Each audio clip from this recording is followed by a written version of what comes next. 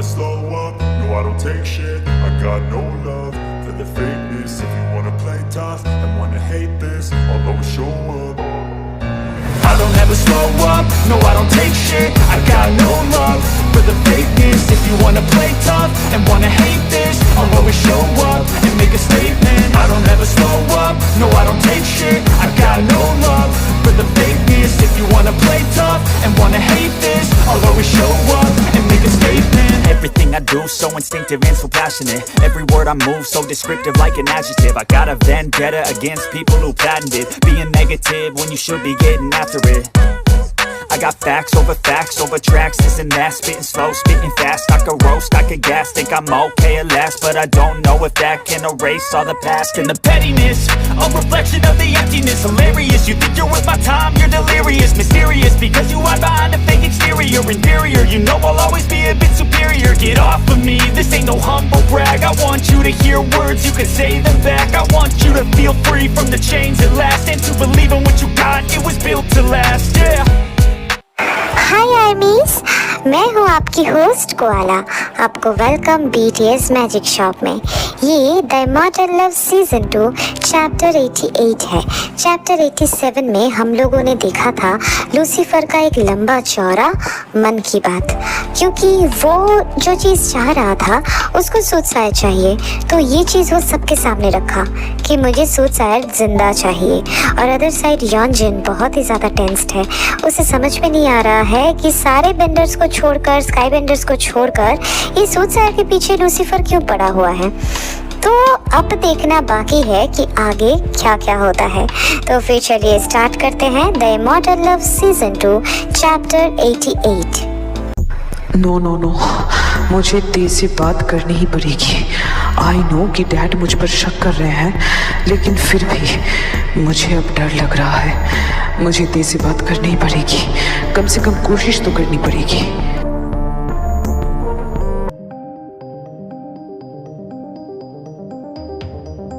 सब यहाँ पे मौजूद है ना? हम सारे वॉरियर्स यहाँ पर इकट्ठा हुए हैं धरती को बचाने के लिए, और इस फाइनल वॉर में हम हमारी पूरी जिंदगी की ऊर्जा लगा देंगे। ये वॉर हमारे लिए जीतना बहुत ज़्यादा ज़रूरी है, क्योंकि जिस धरती को हम प्रोटेक्ट करने के लिए चुने गए थे एलिमेंट्स के द्वारा, अगर हम इस वॉर में हार गए तो ये धरती का नामो निशान मिटा देंगे डीमंस। धरती में बसने वाले लोग जिन्हें हमारे एग्जिस्टेंस के बारे में कोई खबर तक नहीं है, वो सब मारे जाएंगे। हमारा ये प्यारा सा हरा भरा धरती बंजर बन जाएगा। तो वॉर शुरू होने से पहले मैं सबको बस ये याद दिलाना चाहता हूँ, वॉरियर बनने से पहले तुम सबने जो भी शपथ लिया था, जितने भी पावरफुल बने, आज उसका कर्जा लौटाने का वक्त आ गया है। हम सब यहाँ, कोई स्काई बेंडर्स हैं, कोई बेंडर्स हैं, कोई वेयरवुल्फ्स हैं, कोई फेरीज हैं, लेकिन हमारा मकसद एक है, इस वॉर में जीत हासिल करना, और वो हम जरूर करेंगे। खबर के मुताबिक हमारे पास बस 5 दिन का वक्त है। इस 5 दिन खुद को और भी जितना भी हो सके ताकतवर बनाओ, कोई कसर मत छोड़ो। मुझे पता है जीत हमारी ही होगी। किंग के ये दमदार स्पीच से सारे वॉरियर्स और भी ज़्यादा जोश में आ जाते हैं। तभी डैड, एक मुसीबत है।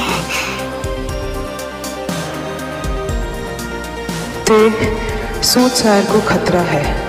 लूसीफर सूटसायर को बंदी बनाना चाहता है। मैं समझ गई अर्जुन, मैं इस बारे में किंग और सूटसायर दोनों से ही बात करूंगी। तुम अपना ध्यान रखना। इसके बाद ते सीधा नामजून के पास पहुंचती है और हर वो चीज़ कहती है जो यॉनजिन ने टेलीपैथी के द्वारा ते को बताया है। सब कुछ सुनने के बाद ठीक है, मैं समझ गया। सब थोड़ा इधर ध्यान दो। मुझे लगता है मुझे तुम सबसे एक और इम्पोर्टेंट बात शेयर करनी चाहिए। तुम सब डार्क लॉर्ड को जानते ही हो ना, वो नॉन बेंडर था। उसे हम सब ने 100 साल पहले ही हेल में बंद कर दिया था लूसीफर के साथ। हमें लगा था वो हेल में मारा जाएगा, लेकिन ऐसा कुछ नहीं हुआ। लूसीफर ने अपनी ताकत से डार्क लॉर्ड को और भी ज़्यादा शक्तिशाली बनाया, क्योंकि उसे पता था उसे हेल से बाहर आने के लिए डार्क लॉर्ड की ज़रूरत ज़रूर पड़ेगी। अभी डार्क लॉर्ड डार्क डकेन नाम से जाना जाता है। डार्क डकेन ने हेल में बैठे बैठे ही अपना बेटा यॉन्जिन, जिसको हमने 100 साल पहले एक वॉर में मार डाला था, उसे फिर से जिंदा करता है और ब्लड बेंडिंग के नाम पर एक नई दहशत का माहौल बनाता है। ब्लड बेंडिंग एक बहुत ही खतरनाक बेंडिंग प्रोसेस है, जिसको सिर्फ और सिर्फ लूसीफर ही बना सकता है।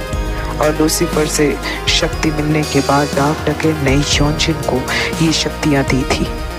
बहुत मासूम इंसान कुछ बेंडर्स को जो यॉन्जिन ने अपने तरह ब्लड बेंडर बनाया और एक पूरी सेना तैयार किया।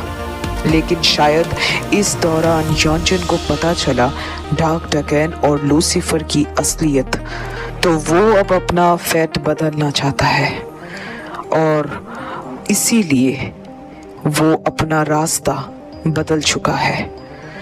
उसे इसका अंजाम पता है कि अगर वो कभी पकड़ा गया तो मारा जाएगा, लेकिन फिर भी वो ये कर रहा है।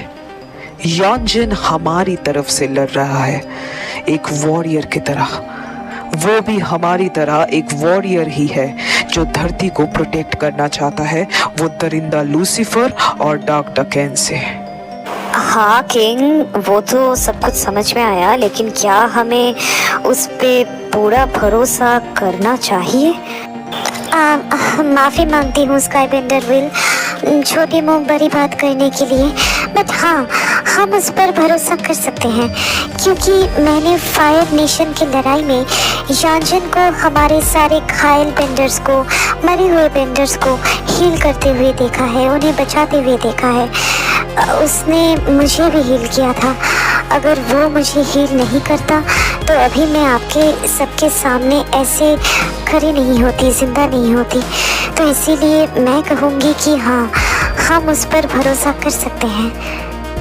हाँ, उसने मेरे रिवर साइड वैली की बेंडर बेस को कुछ हद तक तबाही कर दिया था। मेरी 5 साल की बच्ची को भी उसने मार डाला था, लेकिन उसके बाद भी मैं ये चीज़ कहना चाहूँगी कि वो सारी चीज़ों को करते वक्त उसकी शक्ल में वो खुशी नहीं दिखती थी, कोई पागलपन भी नहीं दिखता था। मैंने ये नोटिस किया था, शायद वो ये सब कुछ किसी पर्सन का कहने पर करता था, लेकिन जब से वो अपना साइड डिसाइड कर लिया है कि उसको किसकी तरफ से लड़ना है, तब से वो बदल गया है। कभी भी आके वो मुझे हिलगेट की को खबर भेजने के लिए कहता था, जिससे स्काईबेंडर्स को आसानी हो। और वो ये चीज़ उड़ाना ने भी देखा था, है ना उड़ाना? कहो ना, तुमने देखा था ना यॉन्जिन कैसे हिलगेट की को हर खबर भेजने के लिए कहता था? हाँ बिल्कुल, कियारा सही कह रही है। मैंने भी ब्लड बेंडर यॉन्जिन को हिलगेट की को टेलीपैथी भेजने के लिए कहते हुए देखा है। हाँ, और उसकी हर एक टेलीपैथी से हमें बहुत मदद मिली है। तब तो ठीक है, कोई भी पर्सन अगर खुद को बदलना चाहता है तो उसको मौका मिलना चाहिए खुद को साबित करने के लिए। हम सब खुश हैं कि हमने non bender, dark lord, dark डकेन, जो भी कहो, उसका बेटा यॉन्जिन को बदल दिया, उसको वो सच्चाई दिखाई जिसको वो डिज़र्व करता है।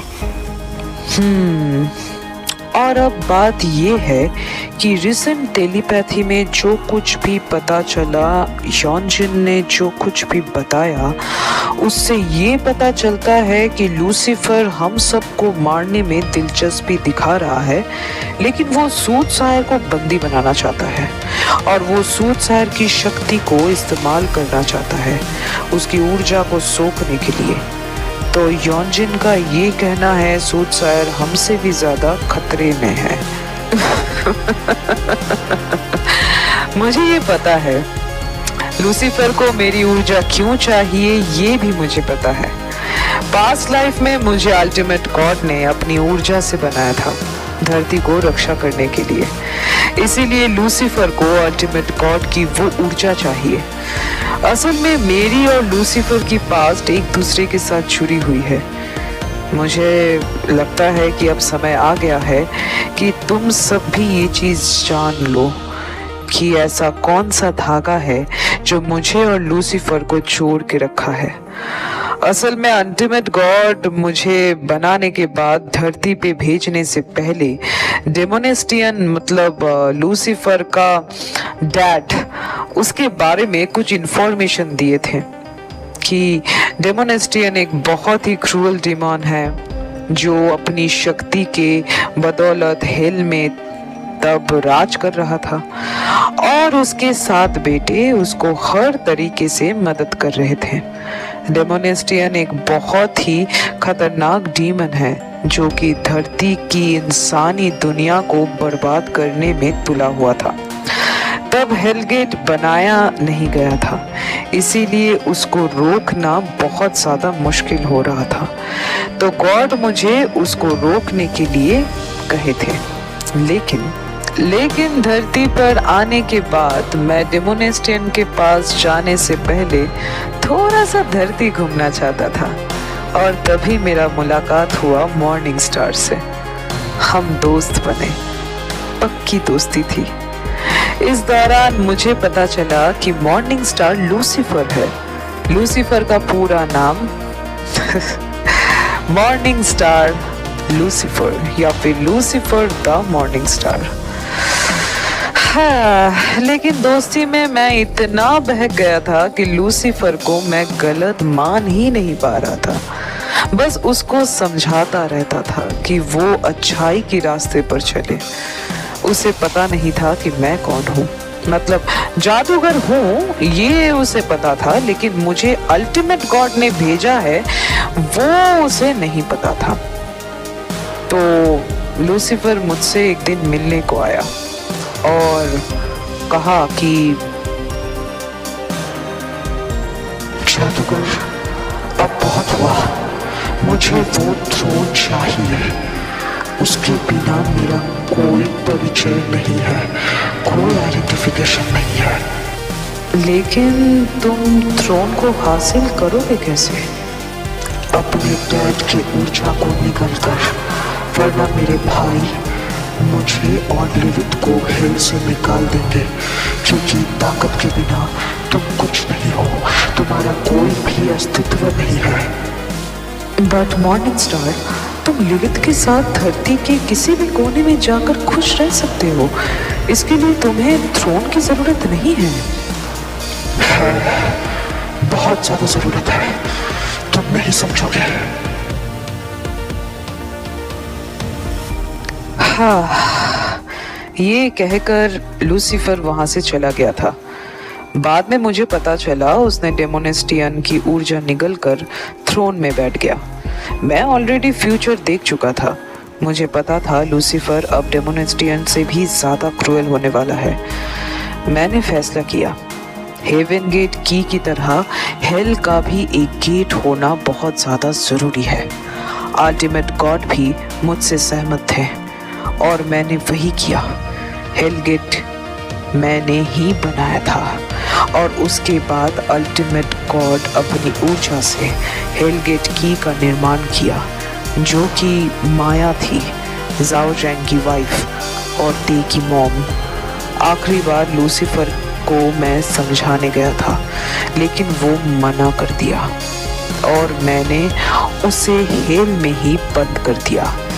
हेल गेट बंद होते ही माया वहां से दूर चली गई ताकि कोई जान ही ना पाए कि वो एक की है। लेकिन मुझे पता था हेल गेट कीपर के साथ ही उसकी डोर बंधने वाली है और डे के बारे में भी मुझे पता था। इसीलिए लूसीफर के दिमाग में मैंने वो मेमोरी कैद करके रखा था।